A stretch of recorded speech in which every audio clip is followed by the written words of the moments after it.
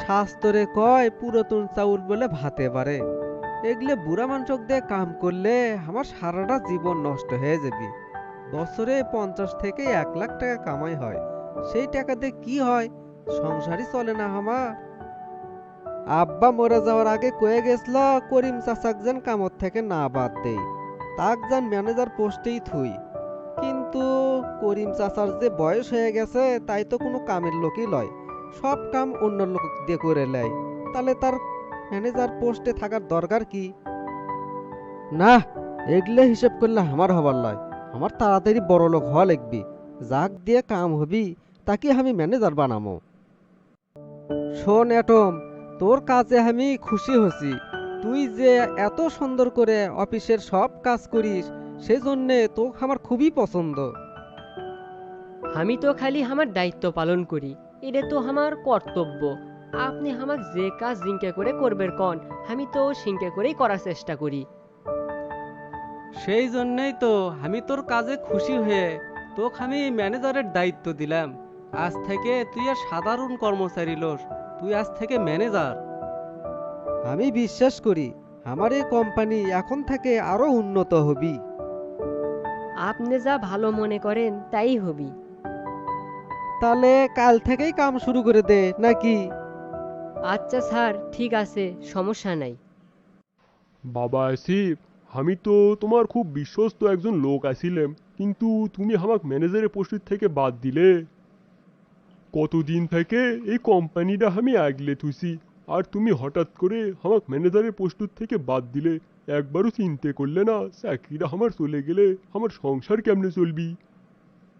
বুড়া মানুষের আবার সংসার, জীবনে তো মেলা কামাই করছে, পায়ের ওপর পাও তুলে দে এখন খাবি। বেটারাও বড় হয়ে গেছে, তারা তো কামাই করতেইছে, মিছেই মানুষের অফিসত চাকরি করা লাগবি কে? না মানে চাচা, আপনার বয়স হয়ে গেছে, এখন আর আপনি ভালোভাবে কাজ কাম করতে পারেন না। তাই এটম চ্যাংরা মানুষ, অক দিয়ে আমি সব কাম করে লেমো। আমার কোম্পানি দিন দিন আরো বড় হবি। আপনি আর কয়দিন বাঁচবেন? বয়স তো আর কম হয়নি, এখন থেকে আপনি বাড়িতেই থাকেন। আমার মনে হয় বাবা তুমি কামটা ঠিক করলে না। হুট করে একটা মানুষও এত বড় দায়িত্ব দেওয়া তোমার ঠিক হয়নি। দুডে কাম করলেই তো আর সব কামের অভিজ্ঞতা হয় না। তুমি আমাকে বাদ দিছো দেও, কিন্তু তোমার অভিজ্ঞ একটা লোক লাওয়ার খুব দরকার ছিল। না না, সমস্যা নাই, আমি অ্যাটমক ভালো করেই চিনি। ও একটা সোনার টুকরো সোল, আমি মানুষ চিনতে ভুল করিনি। তাহলে তো ভালোই। কোনো সমস্যা হোক এতে তো আমি চাই না, ভালো হলেই ভালো।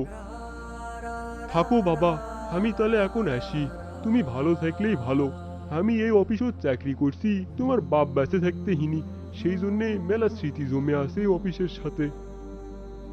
চাচা, আপনি মন খারাপ করেন না, বোঝেনি তো ডিজিটাল যুগ এখন, যুগের সাথে তাল না মিলালে কামাই করা যায় না। আর সগলি যেভাবে বড়লোক হয়ে যাচ্ছে, আমি কেমনে এই জায়গা পড়ে থাকি কন? আচ্ছা বাবা, তোমার যেটা ভালো মনে হয় তুমি তাই করো। অ্যাটম, কাজ কাম কি ঠিকঠাক হচ্ছে না কোনো সমস্যা হচ্ছে? কোনো ফাইল ঠিক মতো না পড়ে সই করবো না, আর কোনো সমস্যা হলে অবশ্যই আমাকে জানাবো। তা তো অবশ্যই জানাবো। আপনেক না জানালে কাম হবি, হাজারও হোক, আপনি এই অফিসের বস। তাহলে এখন যা, কালকে যে মাল রিলিজ হবি তার একটা ফাইল তৈরি করে আমাকে দেখা। ওকে বস, আমি যাচ্ছি। ফাইলগুলো দেখলাম সবই ঠিক আছে, তুই তাহলে কালকে সময় মতো মালগুলো ছেড়ে দিস। ঠিক আছে বস, আপনি কোনো টেনশন করেন না, আমি থাকতে আপনার কোনো সমস্যা নেই। আমরা যে নতুন প্রজেক্টের কাজ শুরু করছি, তারই কিছু কাগজপত্র তৈরি করে ব্যাংকত জমা দেওয়া লিখবি, তা না হলে আমাদের বিল আটকে যাবি। তুই তাড়াতাড়ি কাগজগুলো রেডি কর। হে হে বস, এটা আপনি একটা কথা বলেন। আপনি কর আগেই সব কাগজপাতি আমি রেডি করে থুয়ে দিছি, এখন আপনি খালি একবার চোখ বুলেলেন। এটাই হচ্ছে আমার বিশ্বস্ত লোক, আমি মানুষ চিনতে ভুল করিনি। তাহলে কালি তুই সব কাগজ নিয়ে ব্যাংকত যাবো।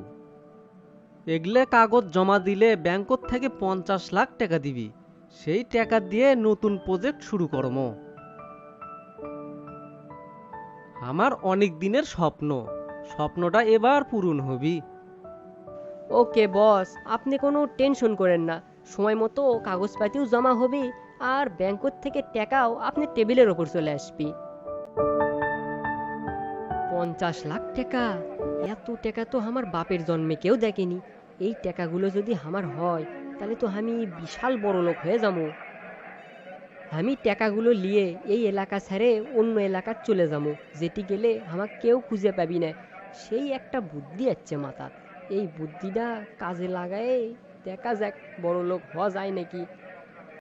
সেই সকালে অ্যাটম ব্যাংকত গেছে, এখনো আসার কোনো নামগন্ধ নাই, ফোন করেও তো পাচ্ছি না। মফিস, মফিস, এদিকে না আয় তো। স্যার কি কবেন কন?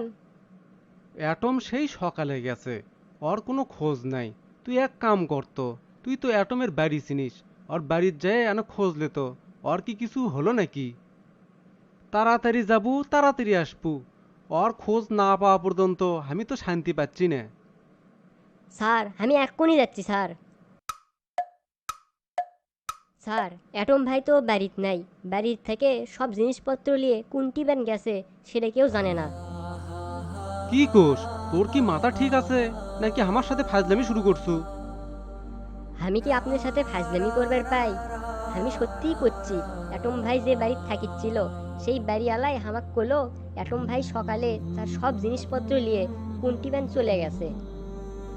তার বলে জরুরি ভিত্তিতে কোনটি যাওয়া লাগবে, তখনই যদি না যায় তাহলে বলে বিরাট লস হয়ে যাবে, সেই জন্যে সকাল সকালই চলে গেছে।